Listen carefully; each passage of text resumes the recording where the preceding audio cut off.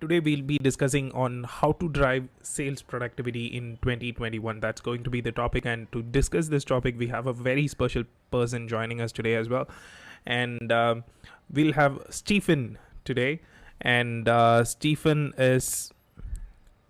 Yep, I think now you can see him as well. So, Stephen is the VP of Global Sales at Animaker, and he has a track record in the industry for building highly successful sales teams, being acquired by Microsoft twice, and Cloudera and 2 IPOs as well. So, if you have any questions regarding creating a sales team from scratch, or if you want to scale them up to an enterprise level, then Stephen is a man to go to ask all your questions about.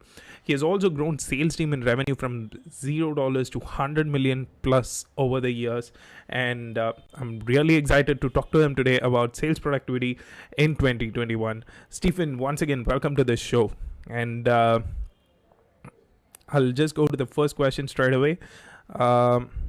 So, Stephen, to begin the conversation with, can you define sales productivity in your terms? I know it's a widely used term, but then people come up with different meanings in different cases. Can you just help me and the listeners understand what exactly sales productivity mean in your terms? Sales, there's always a discussion, is sales an art or is sales a science? And I think it's a little bit of both. You need to automate and make things easier for the salespeople to get the word out. That's perfect. It's an art, it's a science, it's actually both. I actually get that part. And at the end of the day, it's all about revenue. No matter how much we talk about other terms, at the end of the day, it's just, getting about how exactly are we getting into the final goal, which we are responsible as a team as well. Thanks, Stephen. I think that sets the base for the rest of the questions to follow as well. And yes, I think I don't want to be a sales guy to ask this, but this is quite common. Does being busy imply being productive? No, there's a saying that I always like to say. It's like being on a treadmill. You're running really hard and really fast, but you go nowhere. You need to be smart, right? Okay. Time management is a big deal to understand. How are you managing your time? Where are you spending your energy? I mean, you can, as a salesperson, you can spend weeks and hours on one customer and get a small deal out of it, or weeks and hours working on a deal that's $10 million. Right. So there's a difference between the smaller deals actually tend to take the same amount of effort as the very large deals. So time management, especially if you have a big territory, a big quota, you need to have a sales plan, like a business plan. And I'm a big believer that every salesperson actually has their own business. They run that business, that territory, how they would run a business. And it's about time management. Time is money, right? Totally. I think in today's world, I think, I don't know if it is a generational change or something, but when I discuss with my dad, I used to tell him that, if something is going to help me get it done faster, then I'm willing to spend more money on it, because I would like to save time instead of saving money for me, because I know I can earn it easily. Exactly. Being able to create repeatable processes is a big time saver. In sales, I always like to say plagiarism is okay, because if it worked, if it's working, and you use it over and over again. But and also a big deal is if something's not working. This is something that salespeople definitely have problems with, is something's not working. They keep trying the same thing over and over again. And I think that doesn't work. You need to be adaptive to the market. So what works for one customer might not work for someone completely different. Totally. Thanks. I think with that, okay, I think this is on a more lighter part. I just want to understand, like, whenever we follow some sales pages or we interact with someone, this is a meme, and I know people are trying to realize the power of memes today as well. This is something you commonly come across. So I just want to ask you, you've been the veteran here. So is it true that, updating CRM is probably the worst part of a sales job? And does it take such huge That's a funny picture. Yes. That's yeah, it's kind of a double-edged sword, because the CRM helps a company, so it helps the executives, but it also helps the salespeople in a lot of ways. And why is it so important? Because knowledge is powerful.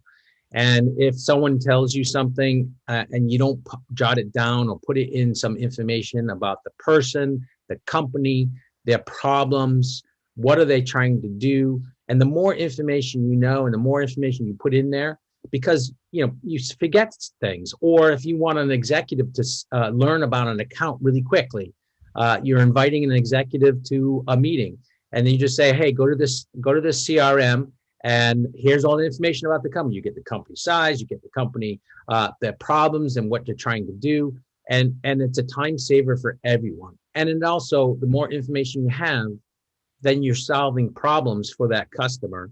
Yeah. And then you also can create a true ROI, return on investment.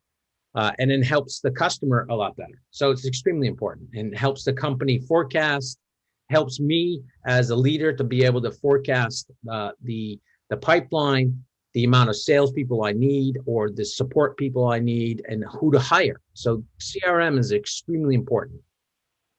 True, true, true. I think everyone would probably agree with you on that. And one takeaway, I would recommend for people who are listening also would be, what I picked from Stephen was to update the CRM on the go. I think that would be the best part. Most of the information you get, it would be during those meetings. And if you can do it on the go, one at a time, then I think that would be the easiest way. And, no need to explain. Absolutely. And if you can automate those processes, or being able to create right out of your CRM some type of video, or maybe a video that you use over and over again, these things are really important. Or a video that you used before with the customer. You have it saved in the CRM, and you wanted to show another customer, boom, you click it, and boom, you saved yourself a huge amount of time. That's perfect. That's perfect. Nicely put, Stephen. Thanks. Okay. So I think you were mentioning about plagiarism and sales is actually good. That was one of your replies previously. Yeah. So how do you end up avoid recreating content? Forget about new content, but more often we tend to create the same content again and again. How do you establish the communication channels between different salespeople? How do you access this as a leader? Yes.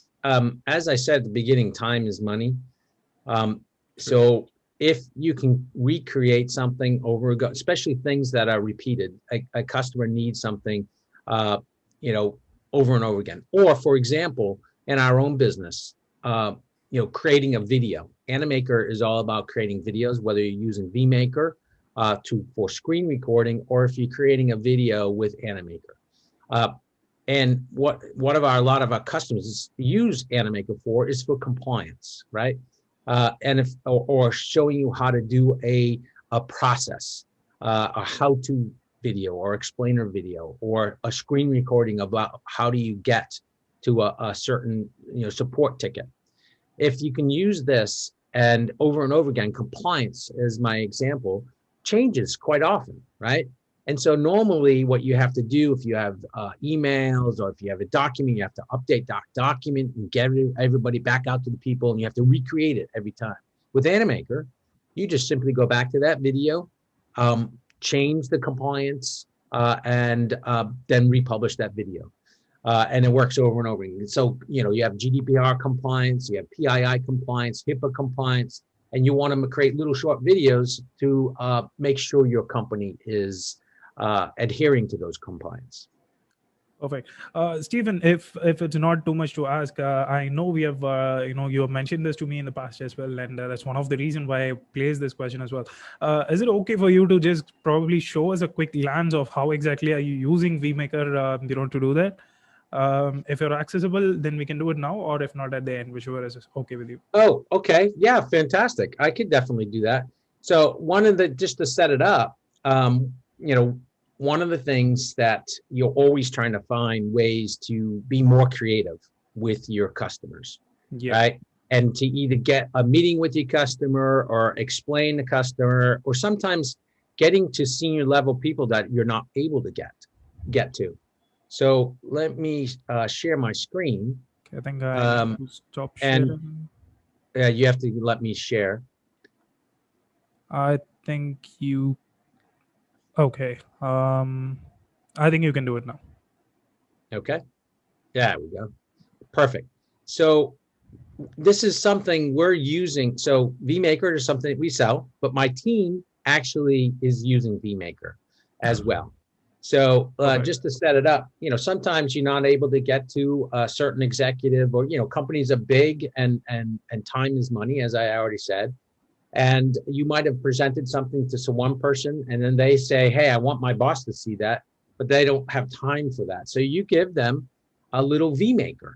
So Vmaker is screen recording, and then Animaker creates little short videos. I don't. Here is one of my salespeople that has a particular customer, and they haven't been able to get to a certain executive, or they want to help explain. So here I'm gonna play this just a little bit. She's probably gonna get mad. I'm actually playing this to everybody. Western Alliance Bank team. I met with the team yesterday. They wanted me to show you the platform really quick. I'll try to do this super fast. This is a video creation platform. I'll just play a little bit here. She's using Vmaker, so she's doing screen recording. Got it. So basically, you create the video on Animaker, and then you use Vmaker on top of it to explain Exactly. the video, right? Yeah. And then what happens is that this can get passed around in an organization, Yes. and you can use Vmaker for anything, for explainer videos. If you have a certain process that you want to show, or a how-to, you just simply use Vmaker, and it saves a huge amount of time. Got it. And what's cool about Animaker itself, so you can create that video, right? But you like it, you can send that around exactly like that. But if you wanted to create a full video, you can flip that recording into a video that's like, for example, what she was using Animaker for. So you can have a how-to session of you doing it live, and how you want to set up a support ticketing system, or how to use a phone system. Set that all up, and then you can create a whole video around it too. So you have the best of both worlds. Perfect. I think that's something could be a takeaway. And people who are watching this for the first time, Stephen and team, they have been using Vmaker for a very long time now, and they have found some success with the same as well. Which is why I thought he would be the best person to address this. Even though we are marketing the same product, but I think it's always nice to hear from someone who has been using the product himself, and I think they are the best person to watch for it as well. Absolutely. I used to work for a very big company. Well, Microsoft, got acquired by them twice, and they used to call it dog fooding, where you eat your own dog food. So we're eating our own. We're using our own tools to help us be successful, and it's a great way to get someone's attention. You don't. Doesn't have to be. It could be like a 30-second clip, 20-second clip. And it's like, "Hey, how you doing? Just want, I know you and I have been exchanging voicemails and blah, blah, blah, whatever you want to say." It's awesome. That's perfect, Stephen. You can personalize the content and you can save time. So that is what we are trying to tell you guys as well. Thanks, Stephen. Thanks for pitching in the Vmaker part as well. I'll just move on to the next question here. Yes, this is something really important. People will be excited as well. We talk about sales productivity. We talk about how important it is as well. So how do you measure it? Are there any KPIs you go about measuring sales productivity as a team and as an individual? Absolutely. So, as I said earlier, is sales a science or an art? And I think it's both. But part of the science part is measurable activities. And then we talked about activities that are a waste of time and activities are good. And we all know that certain amount of calls, certain amount of emails, certain amount of demos, certain amount of meetings creates success, right? And the more meetings you have, the more opportunities you have to close the deals. And so we track revenue, we track the amount of meetings, we track the amount of demos, the amount of emails. We're very automated. We have an inbound and outbound capability, and all my team members do sequences where we automate a sequence. And it's an email, social media, phone calls, all these, and then we track each one of these. Now, I also have team members that are support people. Okay. We have onboarding specialists that support the sales team and SDRs, and so they actually have KPIs based on customers' success. And from Animaker's point of view, a successful customer isn't someone that just uses one video once and says, hey, we loved it. It was super easy tool. That's great. We love those customers. But a real happy customer is creating 20, 30 videos, right? And they're actually running into problems. Oh, I wish I had this. And that's how we grow the product too. We listen to our customers, and future releases come out with what the customers want. So the sales, pure sales, is all about revenue, but then we have the KPIs for other individuals as well, which is extremely important. And the science part is, basically it's proven. The more calls, the more emails, the more content you provide, the more likely, and the more customized content, things about that company you're talking to. You don't want to send something, to a pharmaceutical company about finance. You want to make sure it's geared towards their industry. That's right. That's perfect. Yeah, I think if I need to summarize that on a high level, like basically the end goal is always there, which is basically revenue, like you said on the first place. But then at the same time, you need to break it down to other parts as well, like you said. The number of emails you're sending, the number of content you're sharing with them, personalized content to be specific. Even those things comes into play as well. Yep, I think breaking it down on a high level and then to the individual level, that makes more sense. If you need to measure your team's productivity. Thanks, Stephen, for that. Okay, so wait, what happened? Yep. Okay. Now again, this is a common question, and basically working with salespeople, we ourselves had this problem as well. We time and again, we just get stuck with this prospect, who is also stuck, in that particular buying cycle. And you always mention that an enterprise deal as well as a small deal, they all take the same amount of time.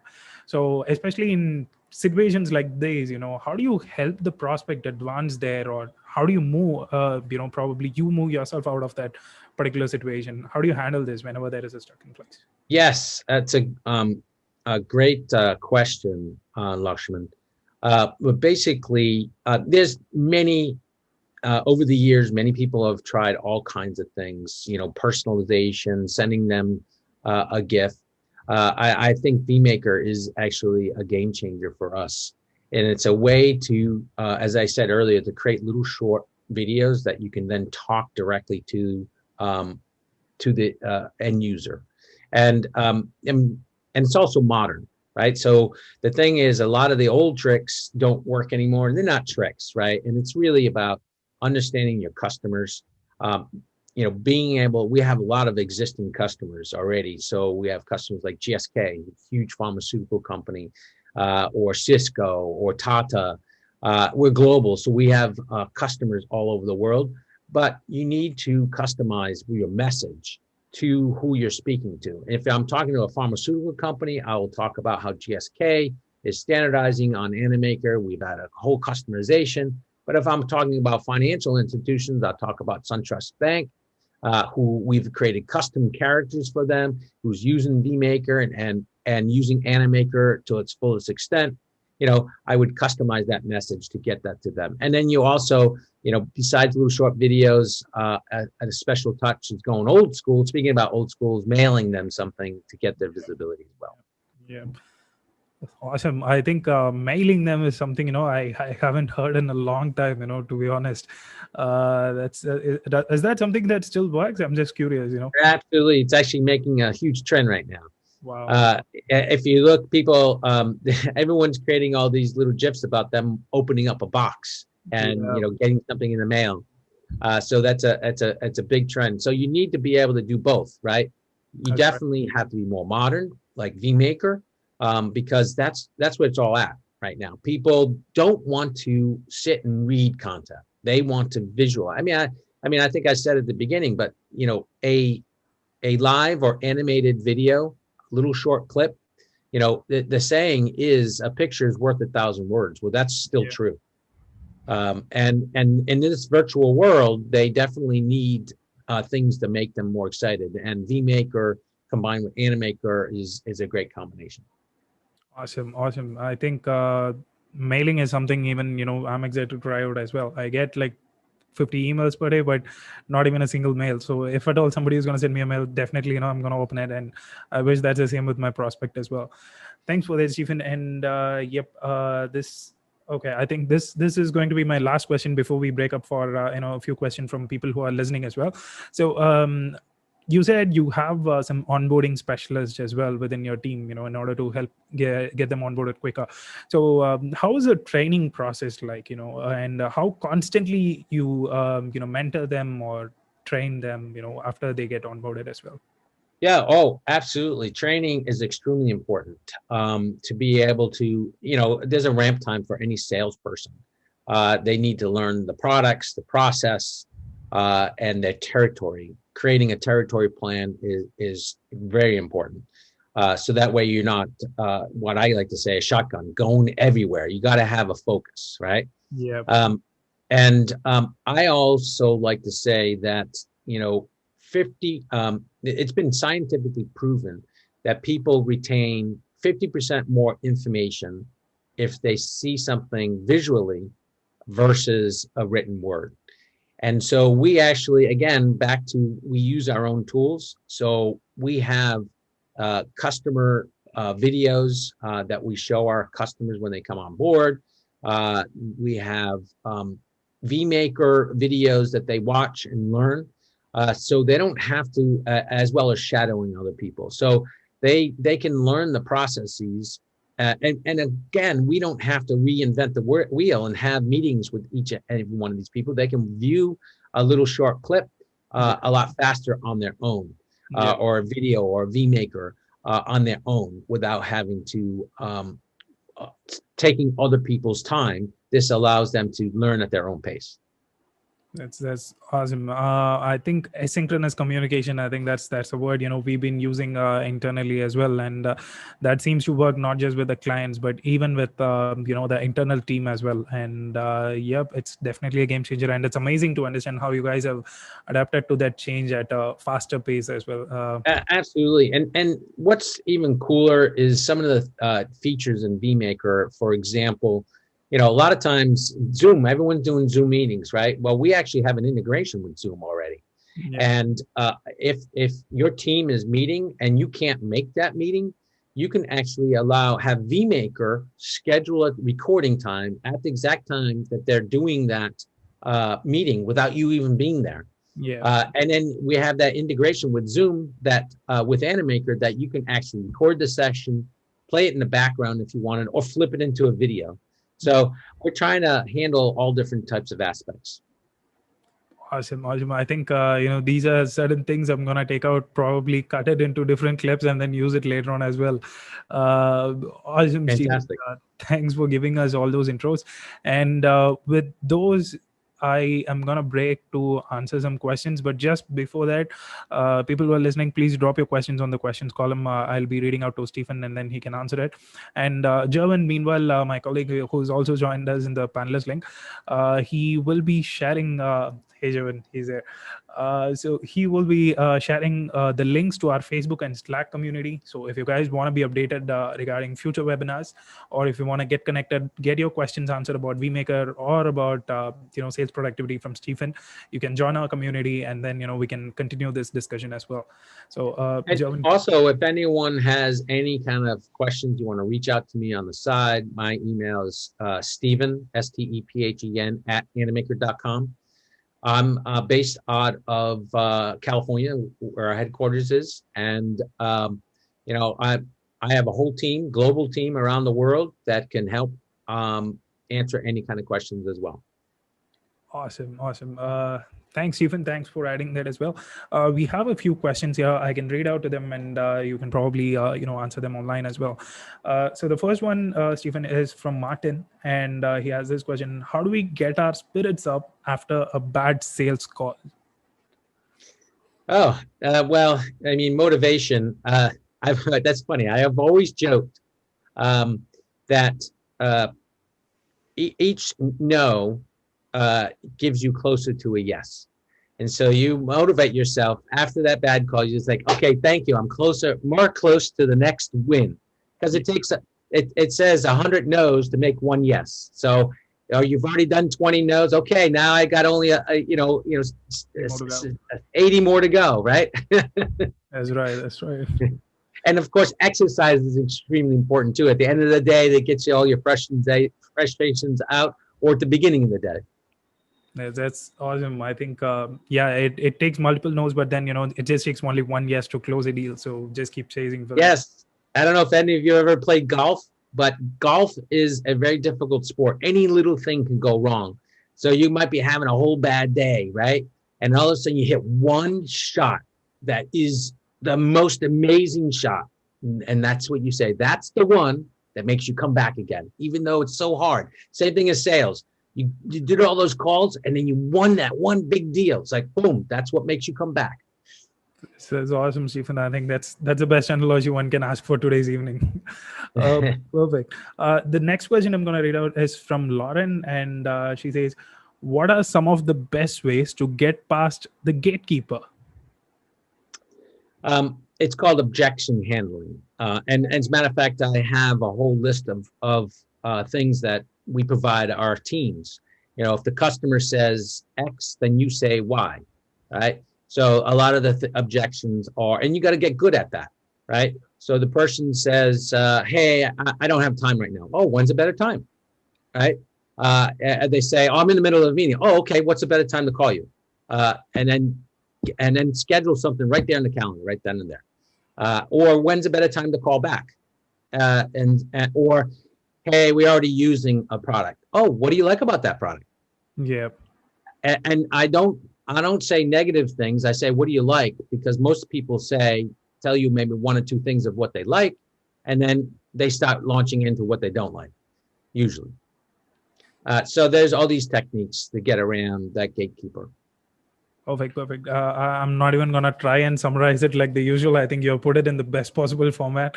So I'm going to leave it just there, and I'll move on to the next question shortly.